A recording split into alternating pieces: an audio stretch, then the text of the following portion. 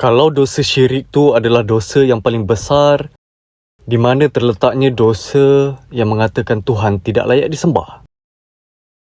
Orang Inggeris selalu kata, if God is good, why does evil exist?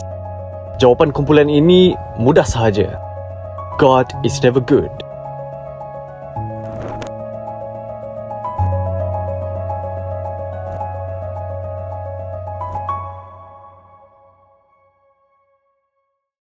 Bagaimana jika Tuhan yang mencipta dunia ini sebenarnya bukan Tuhan yang sebenar?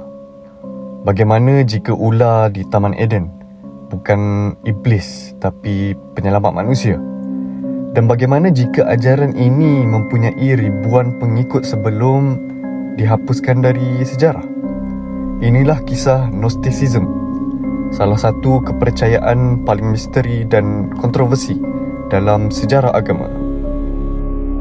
Selama ratusan tahun, apa yang dunia tahu mengenai Gnosticism hanyalah daripada tulisan musuh mereka.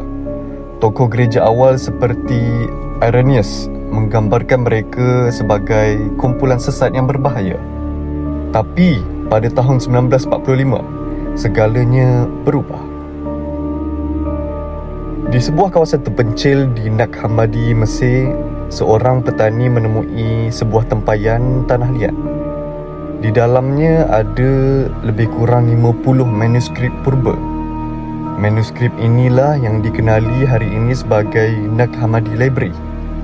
Buat pertama kalinya, para pengkaji dapat membaca ajaran Gnostik daripada sumber asal mereka sendiri. Dan apa yang mereka temui jauh lebih kompleks daripada yang pernah kita sangka. Perkataan Gnosis berasal daripada bahasa Yunani. Pada dasarnya, ia cuma bermaksud pengetahuan. Tapi pengetahuan bukan sekadar ilmu biasa. Dia merujuk kepada pengetahuan rohani yang mampu membuka hakikat sebenar alam semesta.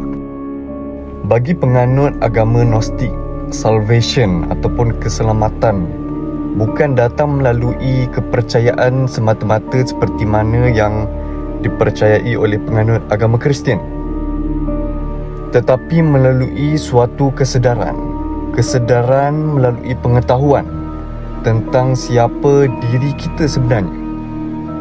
Jadi menurut ajaran Gnostik, di atas segala kewujudan terdapat Tuhan yang sebenar. Tuhan ini terlalu agung sehingga tidak mampu digambarkan. Mereka memanggilnya sebagai invisible spirit. Daripada Tuhan inilah lahir pelbagai makhluk ilahi yang dipanggil ion. Kesemua ion ini hidup dalam alam yang dinamakan Pleroma. Sebuah alam penuh cahaya, kesempurnaan dan kedamaian. Tapi dalam alam ini apa yang berlaku adalah satu kesilapan. Salah satu daripada ion bernama Sophia bertindak mencipta sesuatu tanpa izin Tuhan.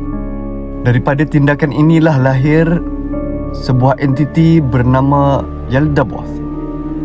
Makhluk ini cacat, tidak sempurna, sombong dan jahil kerana tidak mengetahui kewujudan Tuhan yang sebenar. Maka Yaldabaoth ini menganggap dirinya sebagai satu-satunya Tuhan yang layak disembah. Lalu dia mencipta alam material dan fizikal, iaitu alam di mana dunia tempat manusia hidup pada hari ini. Jadi menurut ajaran Gnostik, dunia ini semestinya bukanlah syurga.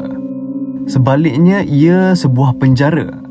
Semuanya adalah penderitaan semata-mata, kesakitan, peperangan dan penyakit. Semuanya berpunca daripada dunia yang tidak sempurna ini. Dalam agama Gnostik, Yaldabaoth dikenali sebagai pencipta alam fizikal, tapi dia bukan Tuhan yang sebenar.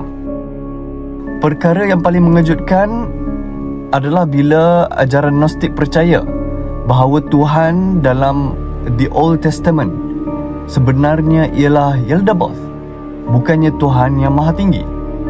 Bagi mereka, apabila Tuhan berkata, "Aku ialah Tuhan dan tiada Tuhan selain aku," itu bukan kata-kata Tuhan sebenar. Sebaliknya, ia hanyalah kejahilan Yaldabaoth yang tidak mengetahui bahawa wujud Tuhan yang lebih tinggi daripada dia. Bagaimana pula dengan kisah Adam dan Hawa? Di sini, kisah mereka menjadi lebih mengejutkan. Dalam Bible tradisional, ular yang menipu dikenali sebagai iblis. Tapi dalam ajaran Gnosticism, ular ini adalah pembawa kebenaran. Dialah yang membantu manusia menyedari bahawa mereka memiliki sesuatu yang sangat berharga. Sesuatu yang dipanggil Divine Spark, percikan ilahi. Sebahagian kecil daripada dunia ketuhanan telah terperangkap dalam jasad manusia. Tubuh manusia menurut ajaran Gnostik hanyalah sangkar, tetapi roh manusia berasal daripada Tuhan yang sebenar. Dan tujuan hidup bukanlah mengejar dunia, sebaliknya untuk membebaskan roh ini daripada penjara material. Dan apakah peranan Nabi Isa dalam ajaran ini? Nabi Isa menurut versi ajaran Gnosticism sangat berbeza daripada ajaran Kristian yang mainstream. Mereka percaya Nabi Isa datang bukan untuk mati menebus dosa manusia. Sebaliknya, beliau datang bagi membawa ajaran Gnosis, iaitu pengetahuan yang mampu membangunkan manusia daripada tidur, supaya manusia sedar mereka sebenarnya berasal dari alam ilahi. Sebahagian ajaran Gnosis juga percaya bahawa Nabi Isa tidak mempunyai tubuh fizikal. Baginda hanya kelihatan seperti manusia, kerana bagi mereka makhluk ilahi tidak mungkin terperangkap dalam dunia material yang rosak. Walaupun sering dianggap satu kumpulan, hakikatnya ajaran Gnosticism terdiri daripada pelbagai aliran. Yang paling terkenal ialah Sethian. Mereka inilah yang biasanya dirujuk apabila ahli sejarah bercakap tentang ajaran Gnosticism. Selain itu ada juga aliran Valentinians. Mereka lebih dekat dengan ajaran Kristian yang mainstream. Dan ada juga aliran Marcionites yang menolak sepenuhnya the Old Testament. Pada zaman awal Kristian, tiada satu ajaran yang benar-benar menguasai. Pelbagai kumpulan mempunyai kitab masing-masing, Injil masing-masing dan tafsiran masing-masing. Tapi selepas Kristian mendapat sokongan Empire Rome, keadaan ini berubah.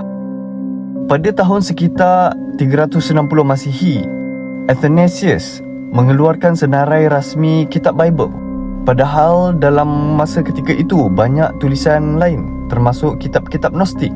Tapi apa yang berlaku ialah kemudiannya ia dimusnahkan dan dianggap sesat, lalu disembunyikan. Dan ada yang hilang selama lebih 1500 tahun sehinggalah penemuan di Nag Hammadi. Hari ini para sarjana melihat Gnosticism sebagai salah satu cabang penting dalam sejarah awal agama Kristian. Walaupun kebanyakan ajarannya ditolak oleh gereja yang mainstream, ia membantu mereka memahami bahawa sejarah Kristian sebenarnya jauh lebih pelbagai daripada yang sering diceritakan. Jadi adakah aliran Gnosticism ini ajaran yang benar? Atau sekadar falsafah keagamaan yang akhirnya kalah dalam persaingan sejarah? Tiada siapa yang mampu memberikan jawapan yang pasti. Namun satu perkara yang jelas, penemuan manuskrip di Nag Hammadi telah mengubah cara dunia memahami sejarah agama buat selama-lamanya. Dan sehingga hari ini, Gnosticism masih terus menarik perhatian ahli sejarah, ahli falsafah dan pencinta misteri di seluruh dunia. Kalau korang suka video seperti ini yang membincangkan misteri sejarah, agama atau tamadun, jangan lupa tekan butang like, subscribe dan aktifkan butang loceng supaya anda tidak terlepas video seterusnya. Terima kasih kerana menonton. Sampai kita berjumpa dalam video akan datang lagi dan lagi.